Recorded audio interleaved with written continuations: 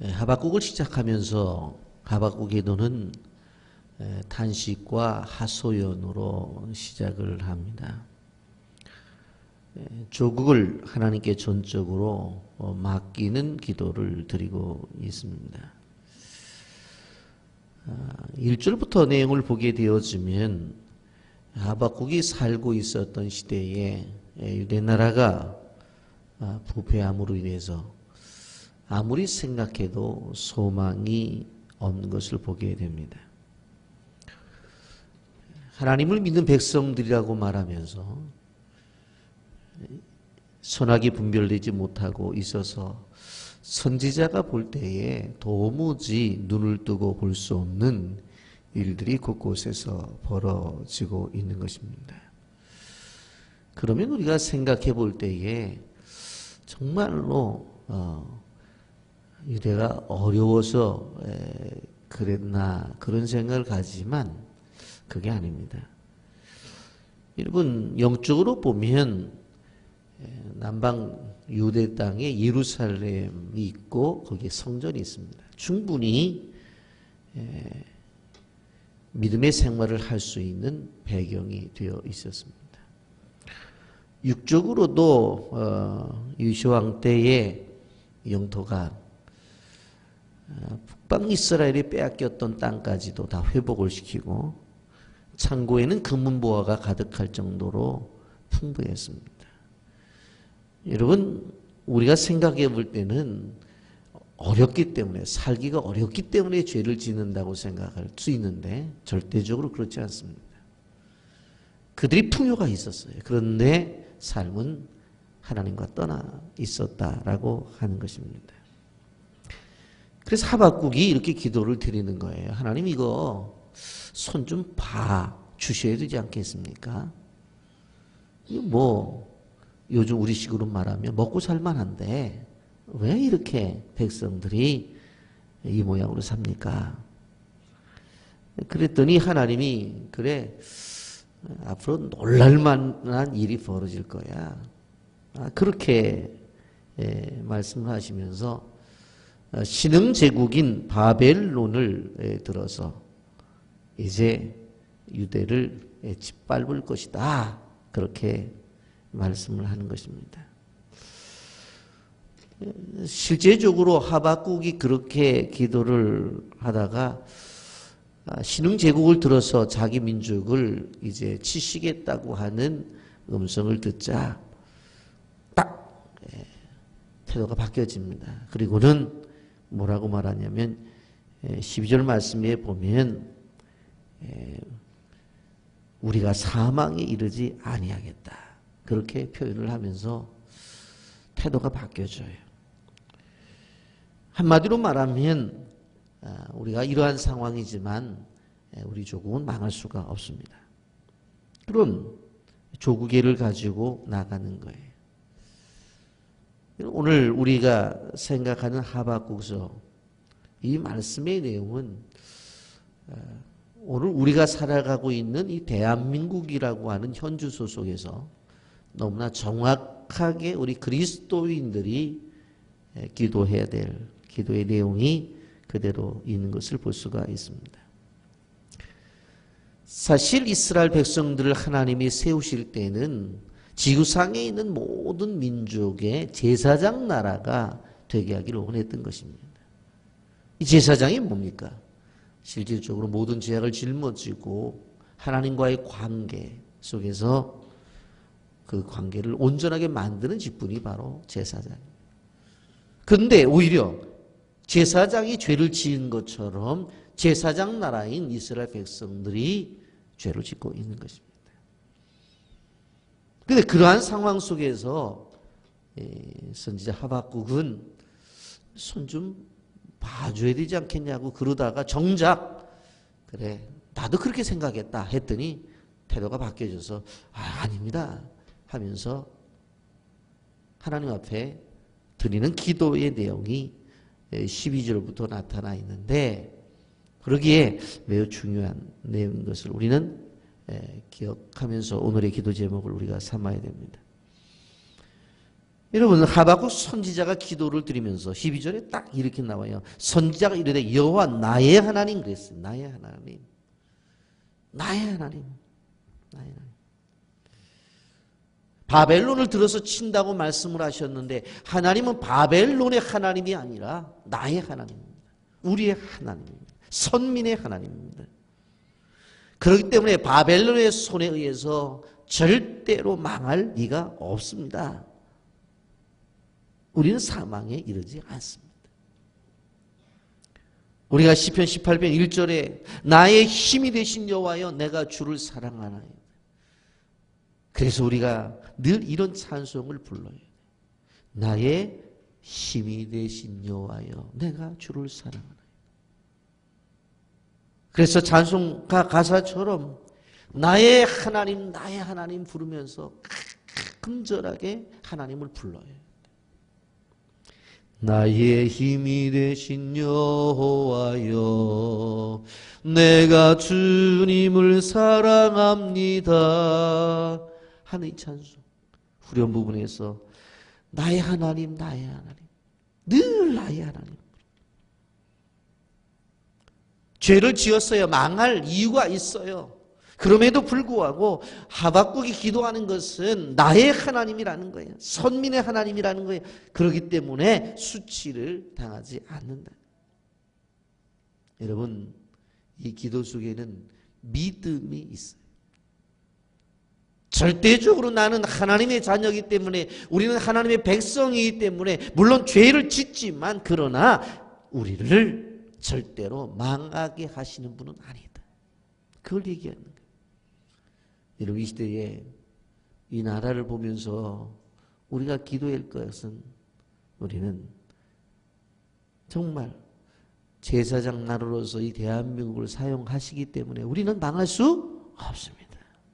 대통령 없어도 망할 수 없습니다. 그 기도가 있어져야 된다는 거예요.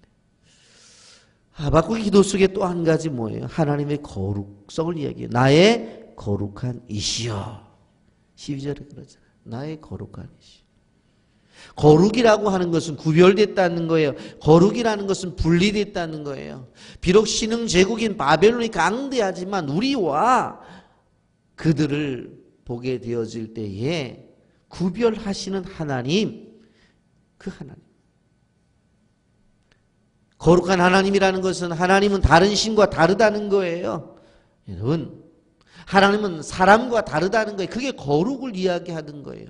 사람들은 어떤 생각을 가져요? 못됐으면 저거 죽여야 돼요. 죽여버리는데 하나님 그렇지 않다는 거예요. 다른 신들은 자기에게 잘하면 복을 주고 자기에게 잘못하면 벌을 주는 그러한 신들인데 우리 하나님은 그렇지 않다는 거예요. 그게 거룩성이에요. 비록 바벨론을 데리고 온다 할지라도 망하게 하지 아니하시는 하나님.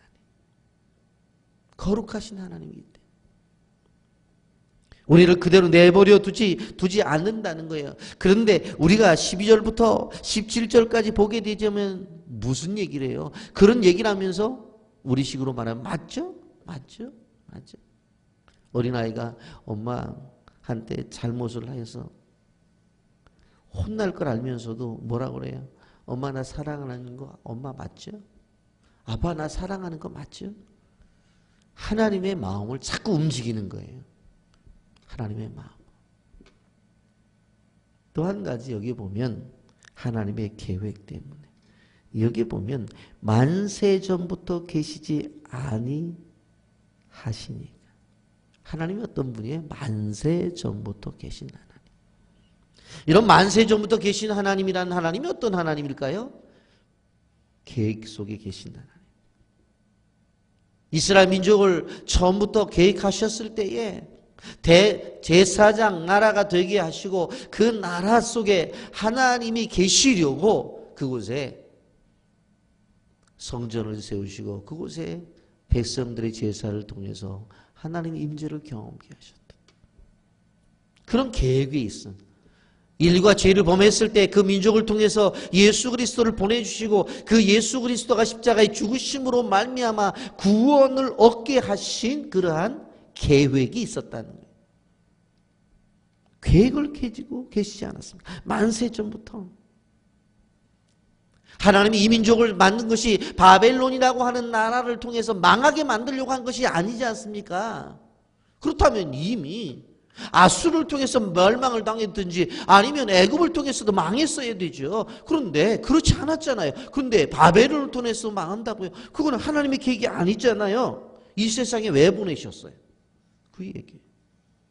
우리도 담대한 이런 기도를 드려야 돼요. 하나님, 나를 이 세상에 왜 보냈어요? 이렇게 살다가 죽게 하려고 보낸 거 아니잖아요. 우리 가정의 자녀들을 왜 보내셨어요? 지금은 속색이지만 저렇게 살다가 저렇게 갈 인생이 아니잖아요. 왜 보내셨어요? 담대하게. 우리는 그렇게 무너질 존재가 아니에요. 물론 내가 잘못해서 고난을 당할 수 있어요. 그래도 망할 수는 없어요. 내가 어려움을 당할 수 있어요. 그래도 무너질 수는 없어요. 내가 잘못했습니다. 연단 받을 수 있어요. 그렇다고 난 죽을 수 없어요. 왜? 하나님이 내 인생을 향한 계획. 그럼 왜 세상에 보내셨어요? 여러분, 이거 배짱 있는 기도 아닙니까? 안 그러세요? 이런 기도가 있어야 되는 거예요. 세상 사람도 돈 많이 살아가는데 나 이렇게 가난하게 살려고 세상에 보내셨어요? 모든 주권이 하나님 앞에 있다며요. 하늘 창고에 보화가 가득하다며. 그거 누구한테 쓰시려고 가만히 갖고 계세요? 나한테 좀 내놓으세요. 담대하게. 이게 누구의 기도예요? 하박국의 기도예요. 현실은 잘못했다니까. 예루살렘이 있음에도 불구하고, 성전이 있음에도 불구하고 제사 제대로 안 드렸다니까는요. 하나님이 복 주셨다니까. 그런데 그것 갖고 자기들만 붙잡고 있었어요. 그게 하나님이 주신 복은요, 흘러가야 돼요. 흘러가야 돼요. 그래서 내게 주신 복은 흘러가는 것들이 보여지고 그걸 증거해야 돼요. 당신에게 건강을 주셨다고 그 건강 무엇을 위해 쓰고 있습니까? 당신에게 물질을 주셨다고 그 물질을 무엇을 위해 쓰고 있습니까? 말할 때 내게 주신 은혜가 흘러서 가는 것들이 보여지고 그것이 증거가 되어져야 되는데 유대 사람들은 딱 붙잡고 있었거든요. 잘못했잖아요. 얻어맞잖아요. 그런데 거기서 맞아도 뭐라고 그래요? 우리는 하나님의 자손이다. 그러면서 여기 보면 하박국 선지자가 우리는 망할 수 없다. 무너질 수 없다. 왜 그래요? 12절 하반절에 반석이시여 주께서 경계하기 위해 그들을 하나님이 반석, 변하지 않는 반석. 그리고 13절에 뭐라고 말해요? 주께서는 눈이 정결하심으로 악을 참아보지 못하시며, 주께서는 눈이 정결하시기 때문에 악을 참아보지 못한다. 여기에 눈이 정결하다고 하는 눈은 다른 것을 이야기하는 것이 아니라 원어적으로 보면 병든 자식을 바라보는 어머니의 눈동자, 그 뜻을 갖고 있어요. 병든 자식을 보살피는, 병든 자식을 바라보는 어머니의 눈동자. 여러분, 애가 말 안 들어서 아파요. 그럴 때, 야, 꼴 좋다. 너 그렇게 하면 아픈다고 그랬잖아. 그렇게 엄마가 그러고 말아요? 말 안 들어서 애가 아파도 엄마는 어떻게 해요? 아이를 향해서 어떻게 해요? 씻겨주고, 또 약도 먹여주고, 병원도 데려가고, 품에 안아주고 하잖아요. 하나님의 눈이 그렇게 이스라엘 백성들을 보고 있다는 거예요.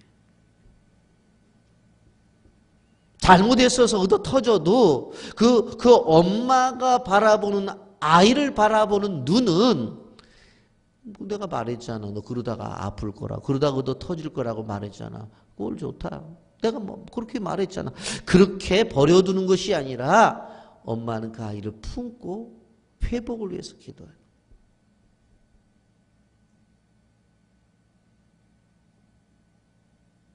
이게 십자가의 사랑. 이게 십자가. 이게 십자가예요. 너희들이 죄를 범하면 죽는다고 그랬잖아. 그래서 죽어야 돼. 그런데 너희들은 죽지 마. 내가 죽을게. 그리고 너희들은 살아. 이게 십자가의 사랑. 이제 우리가 2장에 들어가서 좀 생각을 해보겠습니다만은 하박국은 이렇게 기도를 하고서 가만히 있는 것이 아니라 높은 성리에 올라가서 하나님 어떻게 응답을 주실 거예요? 그리고 사방을 바라봐요. 사방을 바라봐요. 눈을 크게 뜨고 눈을 크게 뜨고. 여러분 우리는 기도를 드린 다음에 아멘 하고 나서는 그냥 되돌아서요. 여러분 아셔야 될 게 뭐냐면 기도를 드리고 나서 믿음을 가지고 기도를 드린 사람은 어떻게 응답을 주실 것에 대한 기대를 가져야 돼. 그리고 그걸 기다려야 돼. 근데 우리는 뭐예요? 기도하고 끝나. 그리고 기도한 다음에 잊어버려 오히려. 여러분 왜 기도 수첩을 만들라고 말하냐면 예전에 제가 제자훈련할 때도 그렇게 말씀을 드렸지만은 왼쪽에 기도의 제목을 적어놓고 언제 기도를 시작했다고 해놓고 오른쪽에 뭐를 해야 되는 거예요? 기도의 응답의 날짜를 적으라고 그랬죠. 왜 그래요?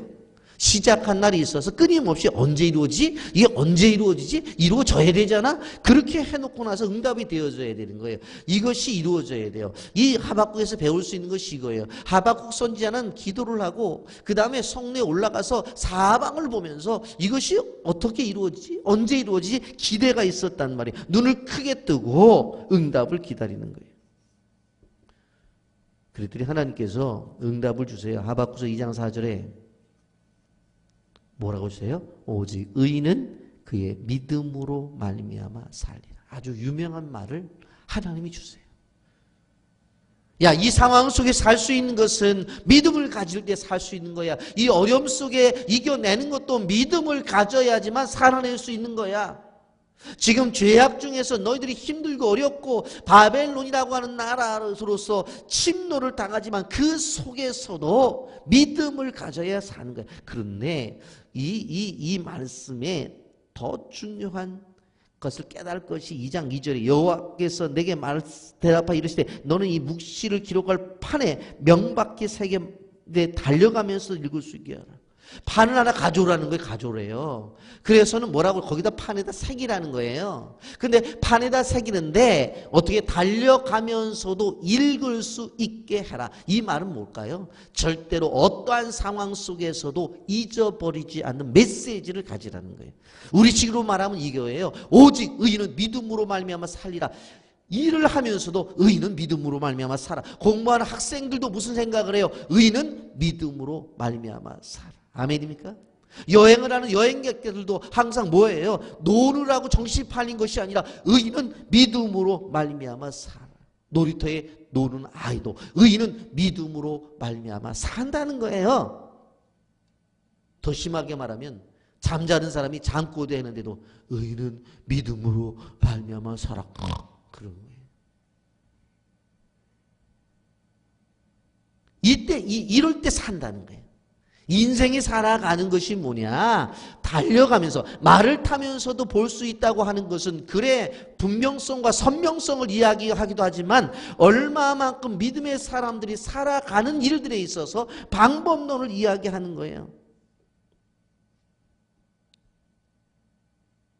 여러분 오늘 하루만이라도 의인은 오직 믿음으로 말미암아 산다.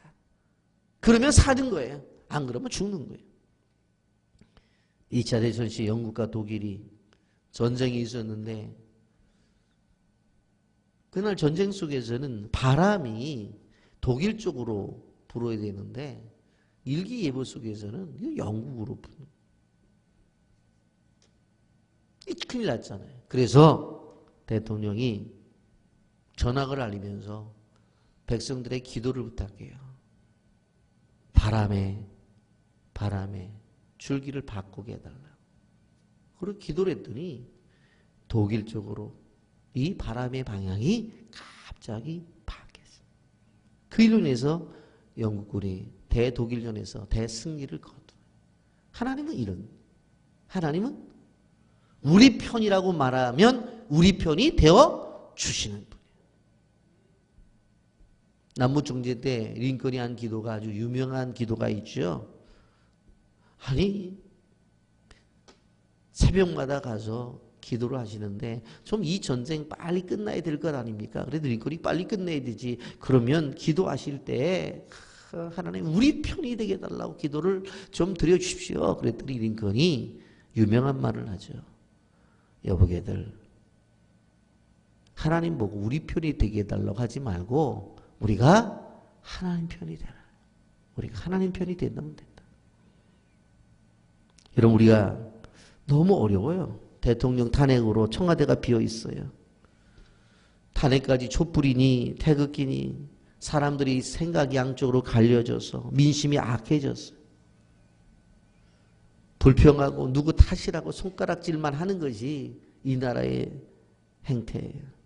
이런 이 시대에 교회가 하박국의 기도를 드려야 돼요. 하박, 오직 너희는 믿음으로 말미암아 살리라. 이런 조금 조심스러운 얘기입니다만은 대통령이 나라를 잘못 다스렸다고 탄핵을 했습니다만은 여러분, 세상의 모든 역사는 하나님의 주권 속에 있는 거지 사람의 주권 속에 있는 게 아니에요. 그러니까 우리가 기억해야 될 것은 무엇인가 하면 하나님이 나라를 세워주셔야 되는 것이 먼저 우선되는 거예요. 이게 그리스도인이 가지고 있는 사고와 가치관이라고 하는 것을 우리는 기억해야 돼요. 이 시대에 우리가 기도해야 될 것은 뭡니까? 이 조국이 위태롭지 않게 해달라고, 지금까지 받았던 은혜가 유지되게 해달라고, 이 나라가 이 세계 속에 열방의 제사장 나라가 되게 해달라고, 민족의 죄뿐만 아니라 열방의 죄까지도 책임을 지고 나가는 나라가 되게 해달라고. 그래서 봄철이 다가온 것처럼 푸른 계절이 다시 한번 이 땅에 오게 해달라고, 그런 하박국의 기도가 필요하다고 하는 것입니다. 지금은 기도할 때이지 다른 말 할 때가 아니에요. 이 나라의 민족 조국을 사랑한다면 엎드려야 돼요. 의인의 간구는 역사하는 힘이 많다고 그랬어요. 그래서 우리는 의인으로서의 기도해야 돼요. 오직 의인은 그의 믿음으로 말미암아 살리라. 일터에서도, 공부하는 학생도, 여행을 하는 여행객도, 놀이터에서 노는 어린 아이도, 잠을 자면서도 잠꼬대도 무슨 잠꼬대를 해야 돼요? 오직 의인은 믿음으로 말미암아 산다. 이 고백이 있다고 한다면 절대로 우리는 무너지지 않는다. 내 인생 보장받았다. 우리 가정 보장받았다. 우리 교회, 이 나라 보장받았다. 선교지도 하나님이 보장해 주신다. 아멘입니까? 오늘 하루 오직 의인은 믿음으로 말미암아 산다고 하는 고백이 우리 모두에게 있기를 예수님의 이름으로 축복합니다. 아멘. 거룩하신 하나님 아버지님과 사랑을 감사합니다. 우리는 무너질 수 없습니다.